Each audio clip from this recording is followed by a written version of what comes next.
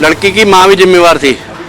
लड़की का जब रिलेशनशिप चल रहा था साल 1.5 साल से, ये 3 महीने हुए छूटे हुए,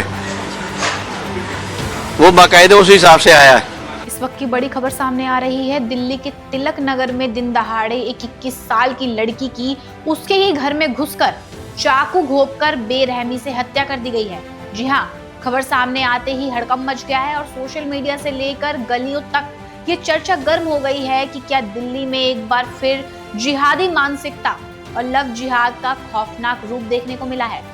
चीख पुकार सुनकर जब तक पड़ोसी मकान की दूसरी मंजिल पर पहुंचे तब तक फर्श खून से लाल हो चुका था और आरोपी फरार हो गया था। आखिर इस मर्डर के पीछे का पूरा सच क्या है? क्या ये महज एक तरफा सनक है या इसके पीछे कोई गहरी साजिश छुपी है? आइए आपको पूरी कहानी बताते हैं।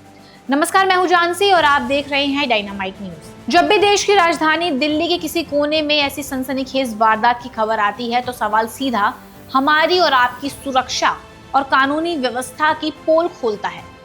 वेस्ट दिल्ली के तिलक नगर इलाके में एक उभरती हुई 21 साल की मॉडल और स्टूडेंट मुस्कान की दिन दहाड़े हत्या कर दी गई। आरोपी का नाम इमरान सामने आते ही इस घटना ने एक अलग मोड़ ले लिया है। लोग सवाल उठा रहे हैं कि क्या ये सीधे तौर पर जिहादी मानसिकता का नतीजा है, जहां किसी लड़की की ना को स्वीकार ना करके उसकी जान ले ली जाती है।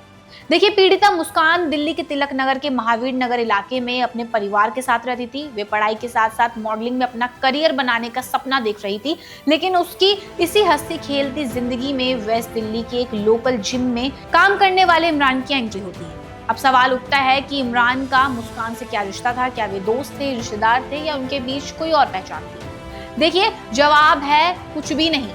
इमरान का मुस्कान के साथ कोई पारिवारिक, सामाजिक या कानूनी रिश्ता नहीं था। वे महज एक स्टॉकर था जो लंबे समय से मुस्कान का पीछा कर रहा था। वे जबरन मुस्कान पर बातचीत करने और दोस्ती का दबाव बना रहा था। मुस्कान ने लगातार उसकी हरकतों को खारिज किया, उसे मना किया और उससे दूरी बनाई। लेकिन जब किसी के दिमाग पर सनक और कट्टरता हावी हो जाए तो उसे सामने वाले का इनकार समझ ही नहीं आता। घटना वाले दिन जब मुस्कान घर की दूसरी मंजिल पर अकेली थी, तब इमरान मौका पाकर हाथ में धारदार चाकू लिए सीधे उसके घर में घुस गया। उसने बिना किसी झिझक या खौफ के मुस्कान पर चाकू से ताबड़तोड़ वार कर दिए।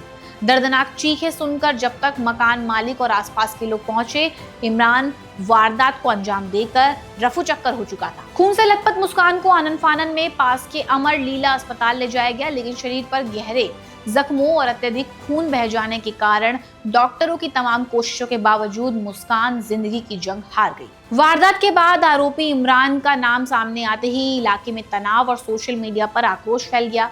लोग इसे लव जिहाद और एक खास मानसिकता से जोड़कर देख रहे हैं कि किस तरह दबाव ना मानने पर एक बेटी को मौत के घाट उतार दिया जाता है।